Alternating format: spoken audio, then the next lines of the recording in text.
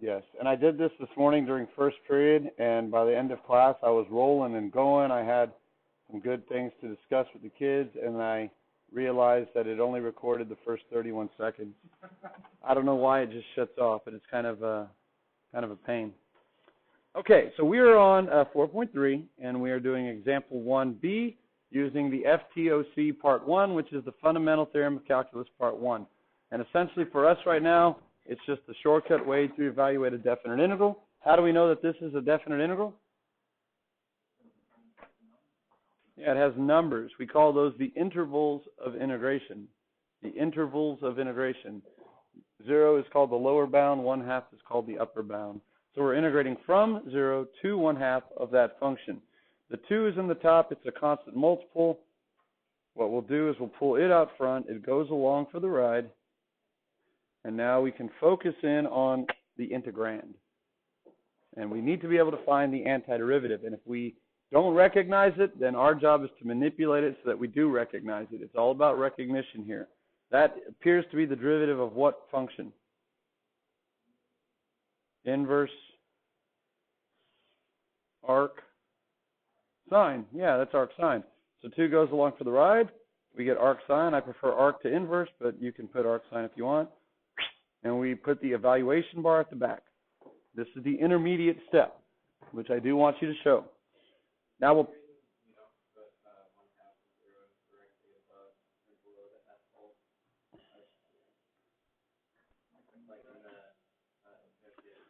Oh, I put them off to the side. Yeah, it's just a preference, like right here. When I do it on the test, or when I use my notations, I write them above and below, just because when I'm typing it like this, it gets kind of cluttered. It kind of clutters the integrand. So when I type it up on my program, I do put them high and low. Because the spacing right after the integrand, it doesn't leave enough space there. When I do it by hand, I do typically write them off to the side, but I then scoot my integrand over far enough, and my program doesn't do it. There is an option on my program to actually write them here as well. So it's just a matter of preference. It's a stylistic preference. I'm glad you brought that up. No one's ever noticed that. Okay. You don't want to write them right here, or get creative and say one's over there and one's over there, or write them in the hooks, right? E squared and 1. That you can make an argument for artistic aesthetics. That looks pretty pleasing, but yeah. So anyway, yes, great observation. I don't care where you write them. Okay, you can write them above and below, or just to the right, high and low. Doesn't matter. All right, so now the when bar, we do write them high and low. And again, top or bottom, I don't care. These typically get written out in front, though. All right, so now if you ever have a constant multiple, you want to establish good habits early on. You could carry the constant multiple through to each term, but that's just going to make the calculations a little bit more cumbersome on the inside. So leave it factored out and put your beefy brackets. Now, it's just a single term, so parentheses aren't necessary here. It's just arc sine of 1/2, plug in the top, minus arc sine of 0, plug in the bottom. Now, if this were a free response question, is that a good place to stop? Is that a numeric answer? It is. As long as arc sine of 1/2 and arc sine of 0 are defined and not D and E, you can stop there. If you ever have tangent of pi halves, though, and you leave it because you think it's exact, then it's wrong, because tangent of pi halves is undefined. These are actually defined. So we know when to stop right here on a free response, and then we keep going, right, as we practice for all types, including multiple choice. Arc sine of 1/2, what is that? Sine of what angle is 1/2? Pi 6, good. Now it's not 5 pi 6, even though sine of pi 6 is 1/2, because that's outside the PVR. So you're always safe if you just kind of take the closest positive angle, all right? What's arc sine of 0? Sine of what angle is 0? 0, okay? Not pi, it's too far away. We have one output. We're talking about the function. So 2 times pi 6 is 1 pi thirds. And there's your answer. Pi thirds the number, not pi thirds the angle. Okay, fundamental theorem of calculus. Could 1/3 represent, or pi thirds, sorry, could pi thirds represent the area of the region bounded by this function on the interval from x equals 0 to 1/2? Is it the area as well? The integral is not always the area. It's only the area when we integrate from left to right over a non-negative region. Is this ever negative from 0 to 1/2? No, the numerator is always positive 2. The bottom is always the positive square root of something. So this actually does represent the area. You don't even know what the graph looks like, but if the question asks you to find the area of the region bounded by that from 0 to 1/2, you could set it up as an integral like this without even knowing what the graph looks like, simply knowing that it's positive. That's pretty cool. All right, how about this dude? The integral from 1 to e squared of x to the negative first. Provided we can find the antiderivative, we can evaluate it. What's the antiderivative of x to the negative first? X to the 0. Oh, yeah, you're not going for that. Good. It's ln of, what did you say? X, right, but we need one other thing. Yeah. When you're finding the antiderivative, you don't need to put the plus c, but you do need the absolute value of x, even though you're evaluating it from 1 to e squared, which is a positive interval. You still need it, because natural log of x is the antiderivative with the absolute values, but not without it. Once you plug in, if you realize that the numbers you're plugging in are already positive, then you don't have to write the absolute values. So that would become the natural log of e squared without the absolute values, minus the natural log of 1 without the absolute values, because e squared and 1 are both positive. Free response, we stop, yeah? Multiple choice, we keep on keeping on, as we do in our worksheets and in our training. What is the natural log of e squared? 2. What's the natural log of 1? 0. 2 minus 0 is 2. A much prettier answer. Could that represent the area of a region?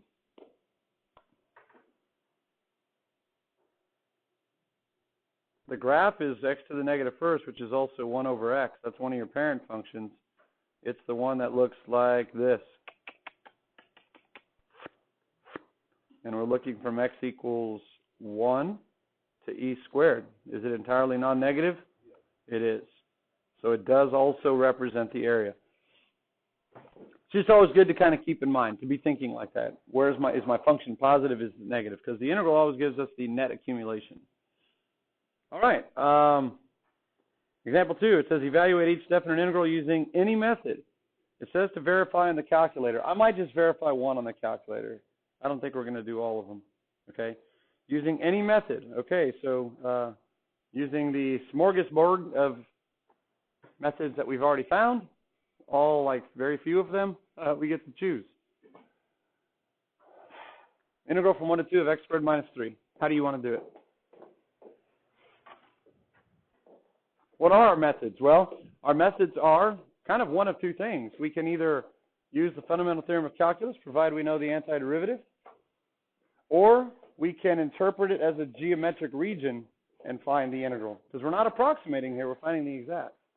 Do we know the antiderivative of x squared minus 3? Yeah, so I would just go ahead and use the FTOC, right? It is fun after all. X squared minus 3, the antiderivative.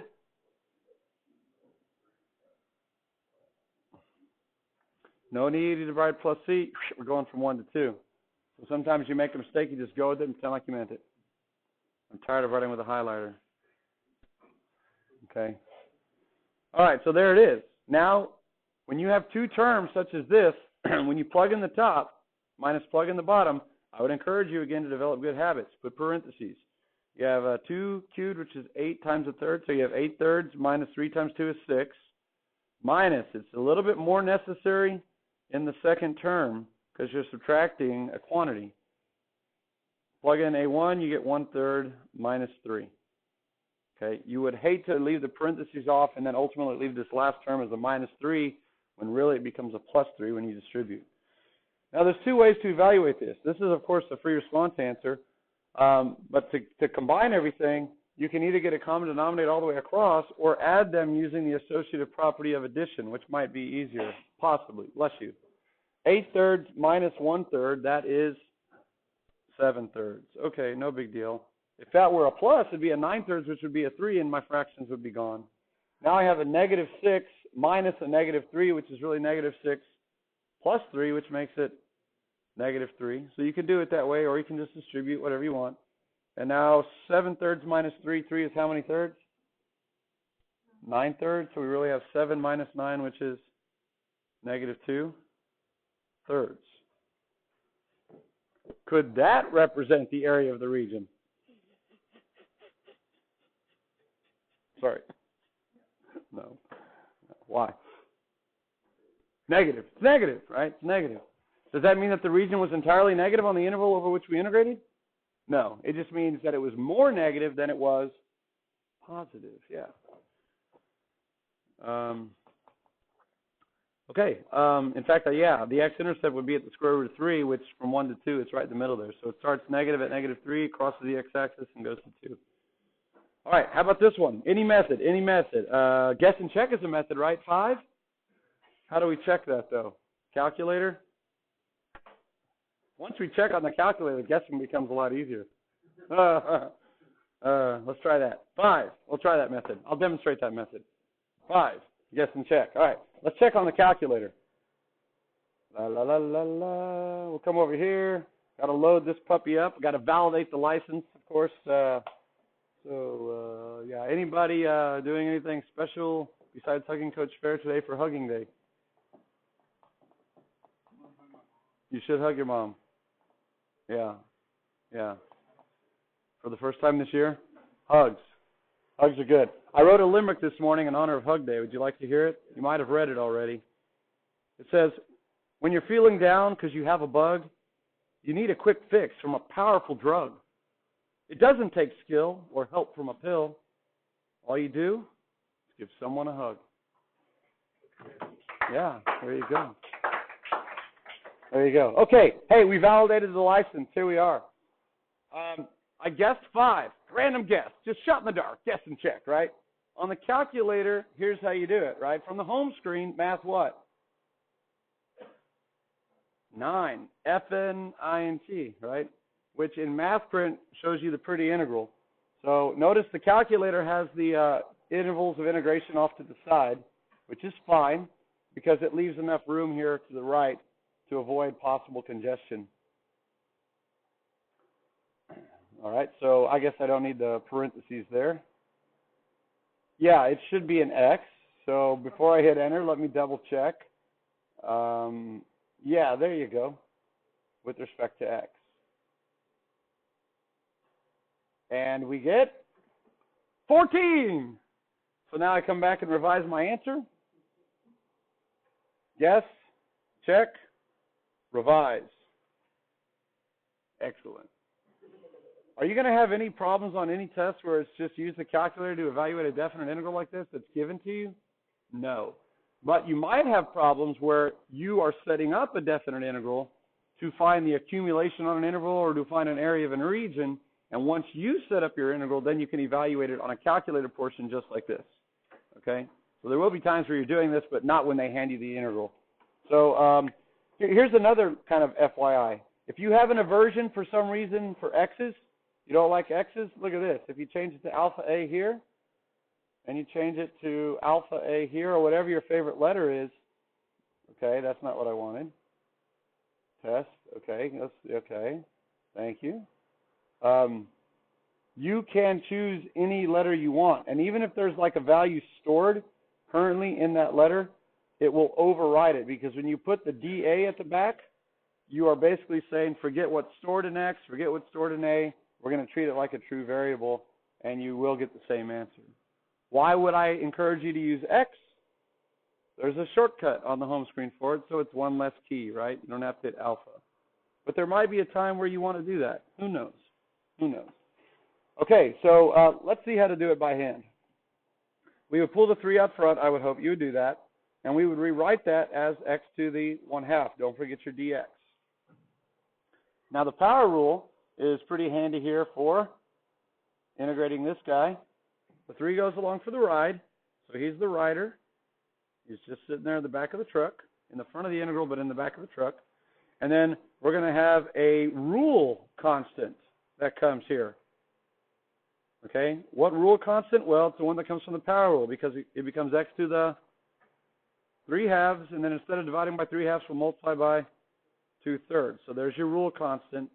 And the only other type of constant that you'll ever have in the front, besides what I call the rider, what I call the rule constant, is a correction constant. If you're off by a constant, you can neutralize it by putting its what in front?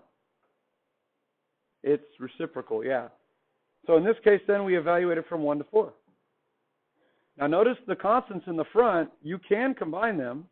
at this point, and that gives you a 2, but I would still recommend leaving it factored out. So we get 4 to the 3 halves minus 1 to the 3 halves.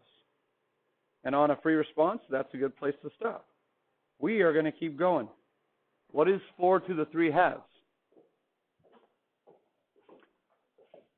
Rather than go 4 cubed and then take the square root, how about the square root of 4 first, which is 2, and then 2 cubed is 8, a little bit easier, and then 1 to any power is 1, so we get 14. Ha-ha! The calculator was right. Way to go, calculator. I think I'll keep you. 14. Okay, the next one, we got secant squared. There we go, pull off the side. How do you want to do this? Graphing it? You want to graph secant squared and interpret it as an area? And use like 1,000 rectangles and try and hone in on it? No. What's the antiderivative of secant squared? Tangent. Yeah, tangent. Plus C? Not needed here because it's a definite integral. So the intermediate step, notice I'm working straight down without an equal sign. That's good. Now, we plug in the top. There's only one term, so there's no constant multiple to factor out. Minus plug in the bottom. Is that a number? Can we walk away? Is tangent defined at both of those angles? Yes, tangent is undefined, has vertical asymptotes at every odd pi halves. 1 pi halves, 3 pi halves, 5 pi halves. We're short of that. So this could be a stopping point on a free response, but of course all of that is really just equal to Mr. Burke's favorite number, if you remember him.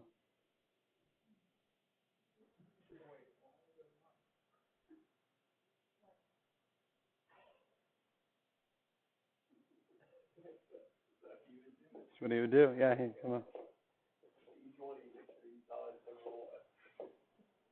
And then he'd shake your hand and he'd almost like touch you on the forehead, but not quite.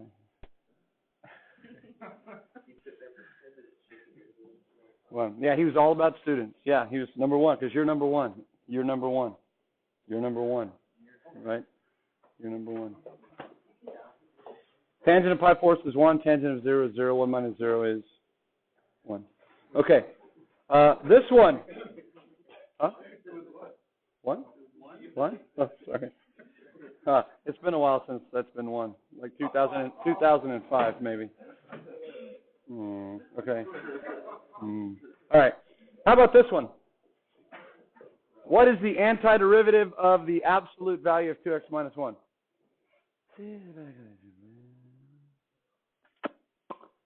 Is it just the absolute value of x squared minus x? Well, absolute value certainly can't mean anything. Yes, no? No, doesn't work that way. Sorry, you can't just like pretend they're not there and then put them back in there. So I don't think this one's going to be very easy. This is why when we're finding area on our own, we don't want to just take the absolute value of the function because we're hamstrung when we're trying to integrate it. The calculator loves to do that, right? And by the way, this will give us an area because the absolute values makes the function positive.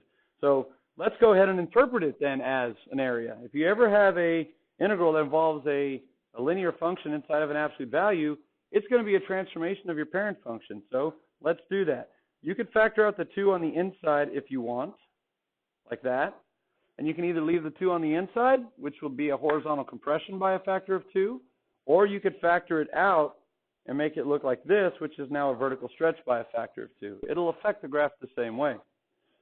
Okay, so this takes your absolute value function, right, your V for victory graph, and it moves it, or stretches it vertically by a factor of 2. So your slopes now are 2 and negative 2. Or I should say negative 2 and 2. Okay, that number in front is plus or minus your slope. The minus 1/2 moves it to the right 1/2. So it comes in like this with the slope of negative 2, comes out with the slope of positive 2. So now you can interpret it as an area. We're looking at the integral from 0 to 2, which might be here. So really we just have 2 shapes, both of which are triangular triangles, okay? Now here's how you would use your area in your calculations. If you show your area calculations, that's great. Or you could do it this way. You can just show them your calculations. Here's one way to do it. The first triangle would be 1/2. What's the base from 0 to 1/2? 1/2. What's the height? It's the function value at 0, which is 1, the y-intercept. So that indicates your method, even if you don't label that up here, because I can see it's a calculation. Plus, the next one would be 1/2. Its base from 1/2 to 2, which is 1.5, which, or sorry, just 1.5, which is 3/2, times the height, which is the function value at 2, which is 3. If you plug it in, yeah, 3. So that's a good way to do it. The other way to do it is to actually calculate the areas, which would end up being 1/4. And if you write them inside there and circle them, this one would end up being 9/4. Okay, like if you calculated them off to the side just kind of recklessly, but you write the areas in the region, there will be a time where maybe it's nice to see the areas. Then you could just show those in your calculation, 1/4 plus 9/4, and you could stop there. So it ends up being 10/4, which is the same as 5/2 or 2.5, yeah. And that would be the area. So we did that one geometrically, not by the fundamental theorem of calculus. A lot easier. All right, here it is. Find the exact value of that. All right, I'm going to let you do that one. Give you a minute or two to start at least. Once you have the insight and you turn the corner, then I'll come back in. See how you did.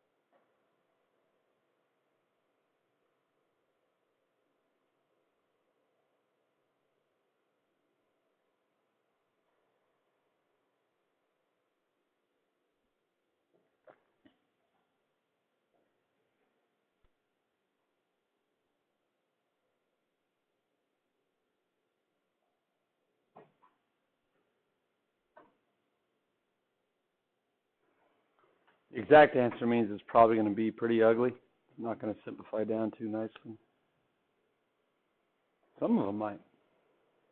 Some of the terms. The ones that are fun to play with.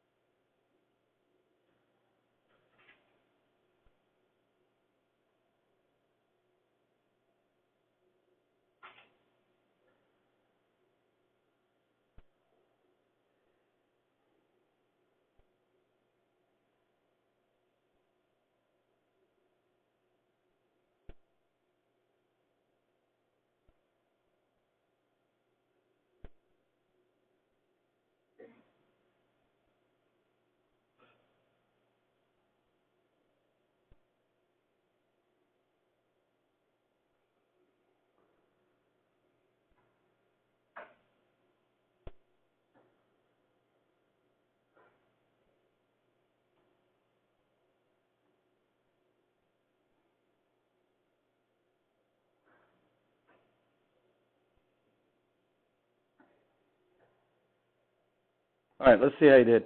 How far do you want to simplify this ugly thing? I missed the dx here when I typed it up. Oops.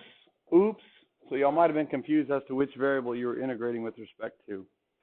What if you are working a problem and you leave off the dx?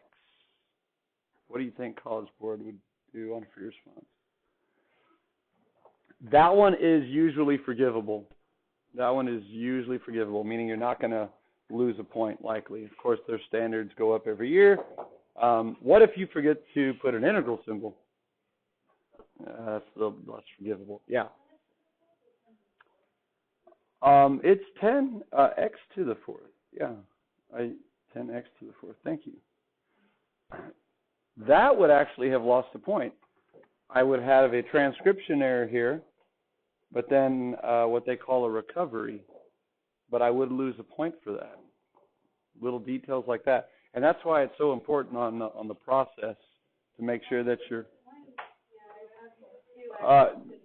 2. Oh yeah. See, I would not recover actually, because with my 10 there, it'd be 10/5, which is 2. That would be 2. That would be 2. That would be 2. Yeah, I can simplify even more now. Okay, so let's go ahead and go through it, and maybe y'all can catch some more mistakes before I do. Okay, so we get, I rewrote it like this just to make it more recognizable. Of course, I messed up the easiest term of all. But the second one, you don't even have to rewrite it if you recognize it as an arc sign. And of course, 5 over x, you don't have to rewrite that if you recognize it. So that second line is not necessarily necessary. So here we go. 10x to the fourth becomes 2x to the fifth minus 2 inverse or arc sine of x minus 5 natural log absolute value of x from 1/2 to 1 over e. It gets kind of messy here. So you plug in the top, and I have these superior grouping symbols here and here.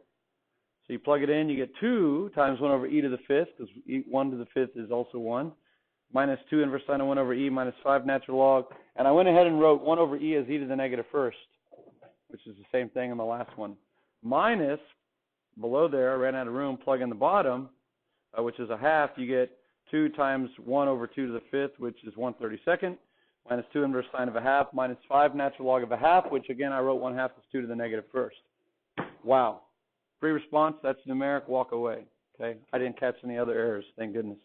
But let's see what we could do in terms of simplifying. 2 over e to the fifth could be my first term up there.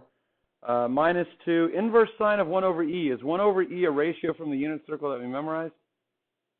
No, but I know it works because 1 over e is less than 1. So it's in the domain of arc sine or inverse sine. So we'll just leave it like that.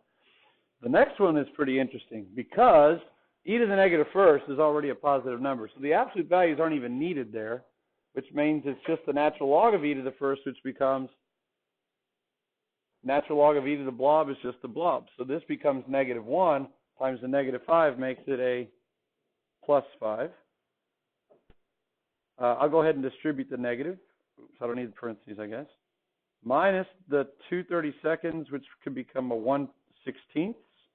Minus this negative here becomes a +2, but then inverse sine of 1/2.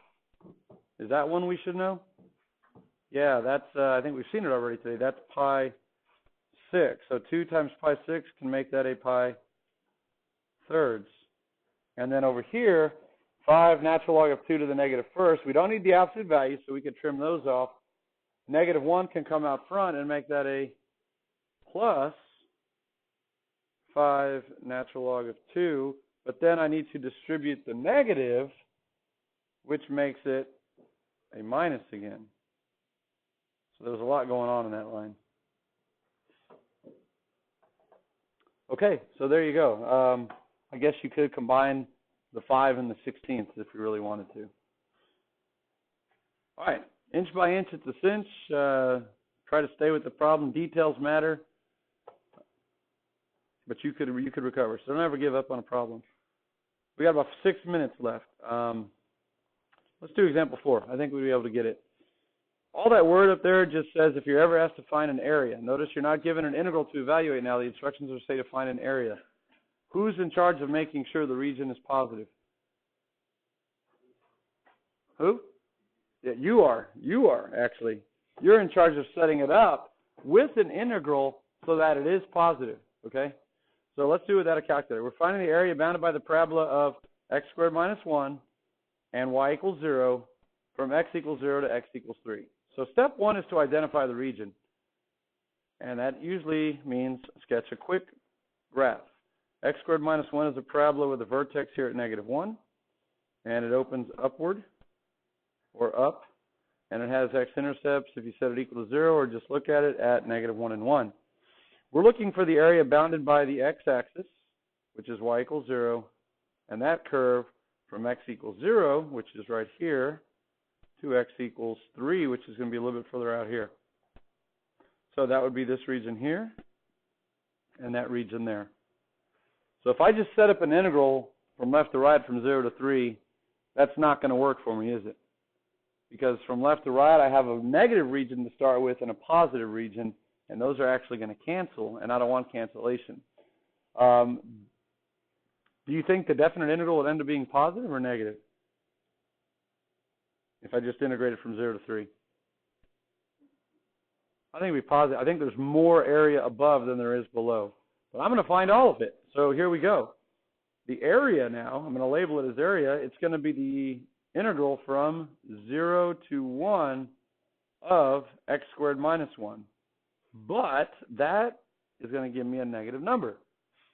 So all I have to do to make it positive is one of two things. Either put a negative up front, which is simple enough, or we had another way, right? We could also just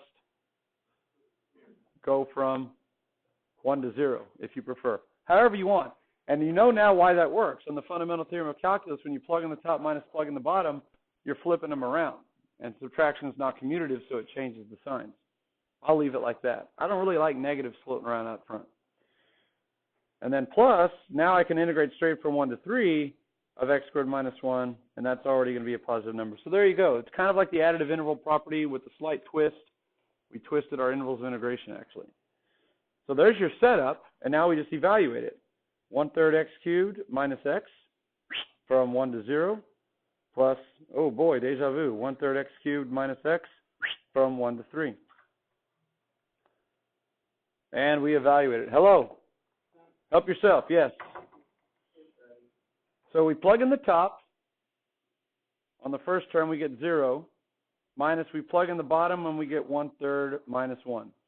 So again, notice the parentheses there.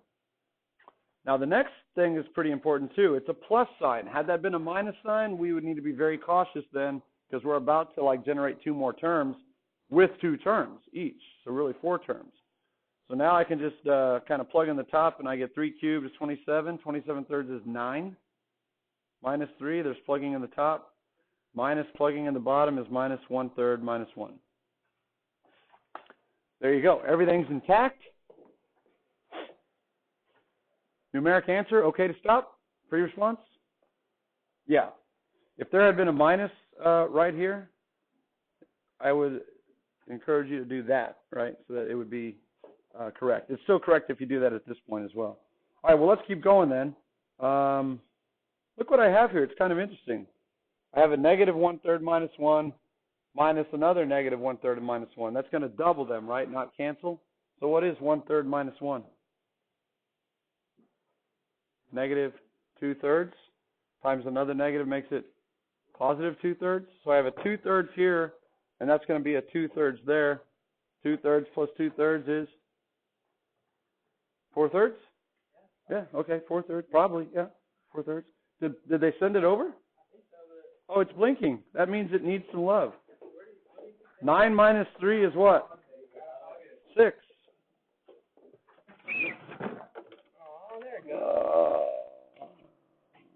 No, it's hungry. You got to feed it. Okay, you stick it right there. Uh-oh, you can't bend the paper. Unless you want Ben B copies. There you go. There you go. 4/3 plus 6. 4/3 plus 6. 6 is how many thirds? 18. 18 plus 24? 18 plus 4, sorry. Gosh. I don't know. I just 22. 22 thirds. 22 thirds.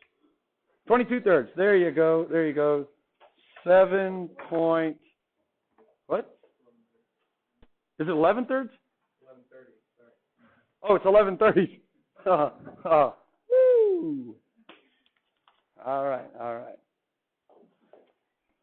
Oh, okay, I think we'll stop right there. No, we're not. Let's do it on the calculator real quick. Now, the calculator always gives you a decimal answer. So 22/3, if you did the division, it would go in 7 times with 1 left over. So that's 7 1/3, which is... Please by this interruption, attention all track athletes who are participating in the cookie dough fundraiser. Just a reminder to please turn in your forms and money by next Wednesday, the 27th, to Coach Starr. Also, if you could please turn your TVs to Channel 4 for the morning announcements, or you can view them on your iPads at vhstv.com. All right, if we're going to do it on our calculator, remember, I'm going to set up the integral first. The area on the calculator is going to be, I could type in the one that I did. You know, I set it up, I did all the hard work, but if it's on a calculator, we don't need to do all the hard work. We can let the calculator just compute it for us. We'll go straight across from 0 to 3, and then to make x squared minus 1 positive, just in case it's not, because we don't care, right? Okay, so that's what I'm typing into my calculator now. Math 9. F and I and T, we're going straight across from 0 to 3, and the absolute values, of course, lots of ways to get it. I like math number 1. I like that, math number 1. X squared minus 1, and we'll scroll to the right here, get dx, come on dx, and it should give us, if it is as smart as we, the answer. Oh, so close, calculator. So close, right? So close. Whose answers were better, ours or its? Ours, right? It's doing it numerically, so it's pretty accurate, right? 7.33333. It's accurate to the 5th decimal, and then it thinks it's a 6.